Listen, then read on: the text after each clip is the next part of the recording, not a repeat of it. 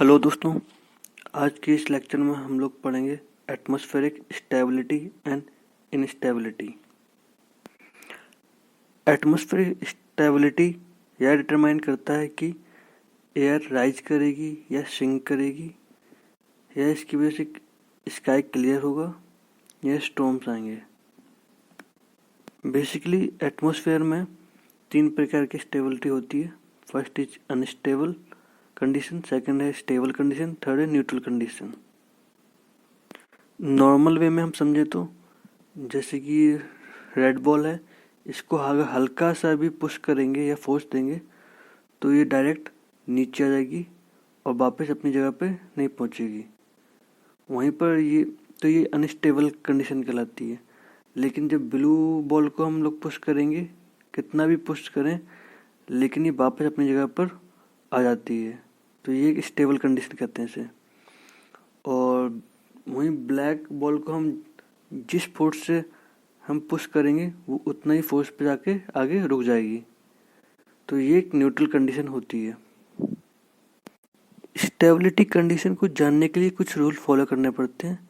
Basically इसमें जो partial temperature होता है, एयर पार्शियल का जो टेम्परेचर, उसको हम सराउंडिंग एनवायरनमेंट से कंपेयर करते हैं और किसी से कंपेयर नहीं करते हैं।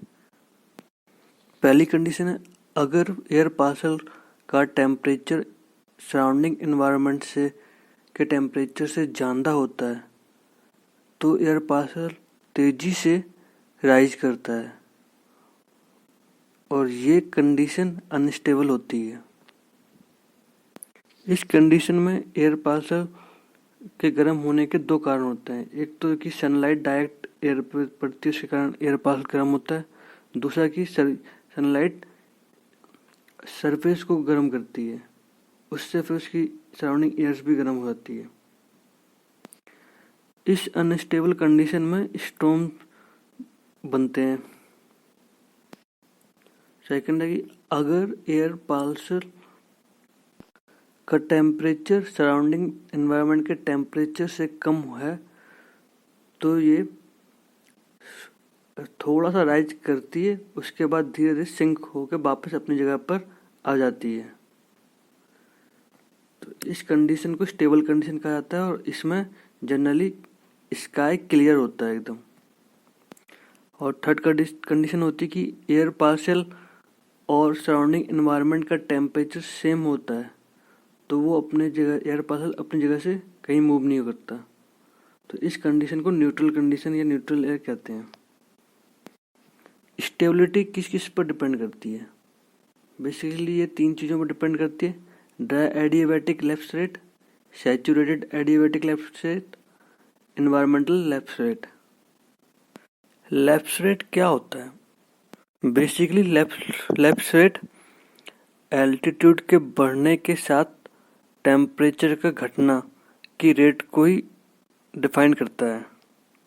Dry adiabatic lapse rate, adiabatic का मतलब ही होता है कि अनचेंजिंग एक्सटर्नल हीट, मतलब नो हीट लॉस और no heat gain. Dry adiabatic lapse rate is the rate of fall in temperature with altitude for a partial of dry or unsaturated air rising under adiabatic conditions। इस condition में air unsaturated होती है, मतलब उसमें moisture बहुत कम होता है। जैसे जैसे एयर पार्शियल एनवायरनमेंट में राइज करता है वैसे वो धीरे धीरे ठंडा होता रहता है और हर 1 किलोमीटर पर वो 10 डिग्री सेल्सियस ठंडा होता है और इस कूलिंग रेट को ही ड्राई एडियाबैटिक लैप्स रेट कहते हैं। Dry adiabatic lapse rate mainly stable condition show करता है और इस कंडीशन में ही क्लाउड का फॉर्मेशन होता है। सैचुरेटेड एडियाबैटिक लैप्स रेट, जिसे मॉइस्ट एडियाबैटिक लैप्स रेट भी कहते हैं, इसमें एयर सैचुरेटेड होती है, मतलब कि उसमें पहले से ही मॉइस्चर कंटेंट हाई होता है और इस कंडीशन में एयर पार्शियल ड्राई एडियाबैटिक की कंपैरिजन में थोड़ी कम स्पीड में राइज करता है। और प्रत्येक 1 किलोमीटर राइज करने पे ये 6 डिग्री कूल होता है। इस कूलिंग रेट को ही सैचुरेटेड एडियाबैटिक लैप्स रेट कहते हैं। ये मेनली अनस्टेबल कंडीशन को शो करता है। इस कंडीशन में क्लाउड ठंडे होते हैं और रेन के फॉर्म में नीचे आ जाते हैं। इन्वायरमेंटल लैप्स रेट, इसमें टेम्परेचर डिक्रीज होता है with increasing of height.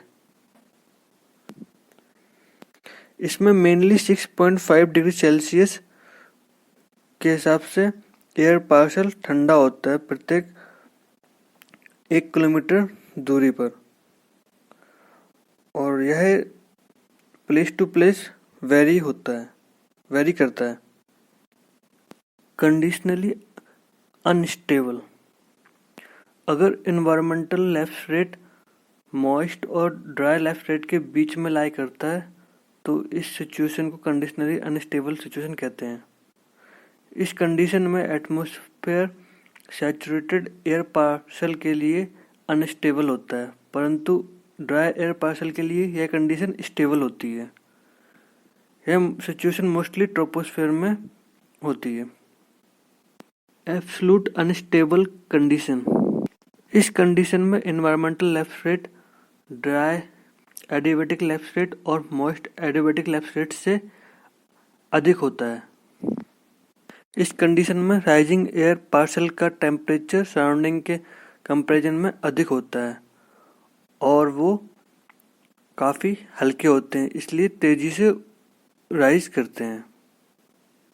Absolute stable atmospheric condition, जब एनवायरमेंटल लैप्स रेट मॉइस्ट और ड्राई एडियाबैटिक लैप्स रेट से कम होता है तो उस कंडीशन को एब्सोल्यूट स्टेबल कंडीशन कहते हैं। इस कंडीशन में राइजिंग एयर पार्सल का टेम्परेचर सराउंडिंग के कंपैरिजन में कम होता है और वो काफ़ी भारी होते हैं, इसलिए एयर पार्सल वापस अपनी ओरिजिनल पोजीशन पर आ जाते हैं।